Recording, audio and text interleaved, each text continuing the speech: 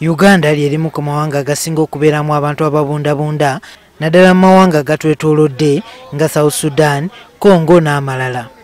Mu nkambi y'Ekyangwali mulimu ababundabunda abasukka mu 9,000.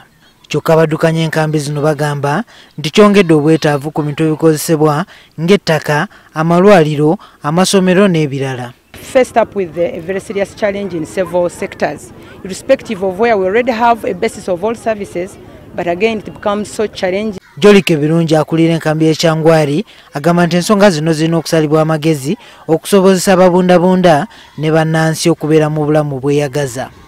But I'm beginning to think that we must revise the way of how this available land is to be utilized. When we thought about horizontal, I think this time we have to look at the vertical part of it. So maybe a solution is to learn new skills to the refugees. Mu nkambi y'Ekyangwali mulimu amalwaliro agali ku ddaala lya Health Centre II, waliwo obulwadde obubasukkako nga balina okufuna obujjanjabi ebweru w'enkambi.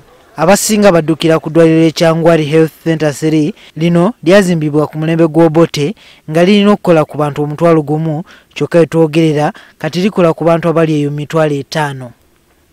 Abaddukanya eddwaliro lino bagamba nti lijjanjaba bannansi ebitundu 7 ate ababundabunda ebitundu 3 kyokka eddagala lye bafuna okuva mu gavumenti lisobola okukola ku bantu 1,000 bokka. Ng'oggyeko ebikozesebwa n'abasawo abalina okukola ku bantu nabo bakyali baalubatu.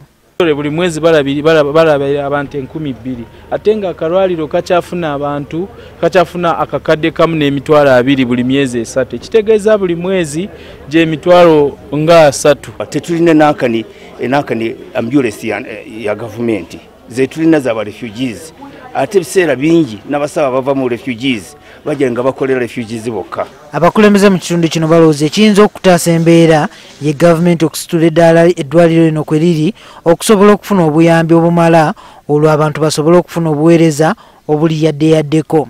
Ababaka b'amawanga okuva mu kago gwa bulaaya bwe barambudde ku nkambi y'ababundabunda sako n'eddwaliro lya Kyangwali Health Centre III balina bye boogedde.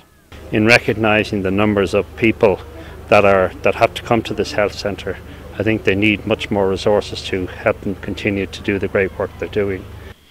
Uganda erimu ababundabunda abasoba mu kakadde kamu mu 40,000 kyokka ng'ebiseera ebisinga bannansi baze beemulugunya nti ebikozesebwa ebimu babigabana ekireeta obuweereza okubeera obw'ekiboggwe. Juma Kiryandongo, NTV, Kyangwali.